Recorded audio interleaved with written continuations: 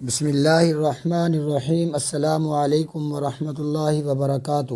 ابن عقیل رحمہ اللہ اپنا واقعہ لکھتے ہیں کہ میں بہت ہی زیادہ غریب آدمی تھا۔ ایک مرتبہ میں نے طواف کرتے ہوئے ایک ہار دیکھا جو بڑا قیمتی تھا۔ میں نے وہ اٹھا لیا۔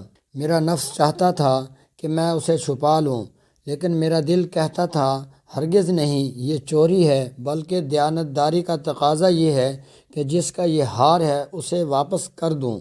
چنانچہ میں نے مطاف میں کھڑے ہو کر اعلان کر دیا کہ اگر کسی کا ہار گم ہوا ہو تو آ کر مجھ سے لے لے۔ کہتے ہیں کہ ایک نابینا آدمی آیا اور کہنے لگا یہ ہار میرا ہے اور میرے تھیلے میں سے گرا ہے۔ میرے نفس نے مجھے اور بھی ملامت کی کہ ہار تو تھا بھی نبینے کا، اس کا کسی کو کیا پتہ چلتا۔ چھپانے کا اچھا موقع تھا، مگر میں نے وہ ہار اسے دے دیا۔ نابینا نے دعا دی اور چلا گیا۔ کہتے ہیں کہ میں دعائیں بھی مانگتا تھا کہ اے اللہ میرے لیے کوئی رزق کا بندوبست کر دے۔ اللہ کی شان دیکھیں کہ میں وہاں سے حلہ آ گیا، یہ ایک بستی کا نام ہے۔ وہاں کی ایک مسجد میں گیا تو پتہ چلا کہ چند دن پہلے امام صاحب فوت ہو گئے تھے۔ لوگوں نے مجھے کہا نماز پڑھا دو۔ جب میں نے نماز پڑھائی تو انہیں میرا نماز پڑھانا اچھا لگا۔ وہ کہنے لگے تم یہاں امام کیوں نہیں بن جاتے؟ میں نے کہا بہت اچھا۔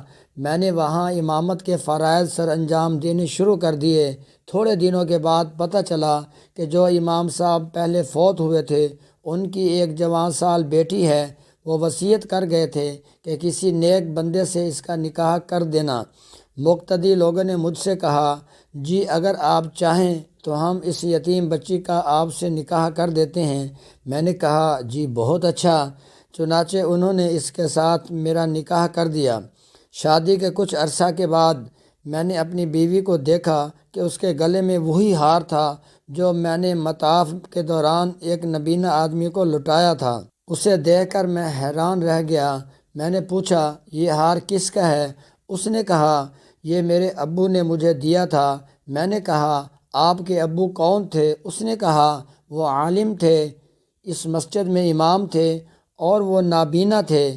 تب مجھے پتہ چلا کہ اس کے ابو وہی تھے جن کو میں نے وہ ہار واپس کیا تھا۔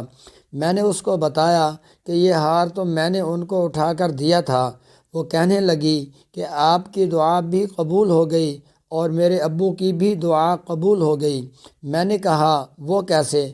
اس نے کہا کہ آپ کی دعا تو اس طرح قبول ہوئی کہ اللہ تعالیٰ نے آپ کو گھر بھی دیا، گھر والی بھی دی اور رزق بھی دیا۔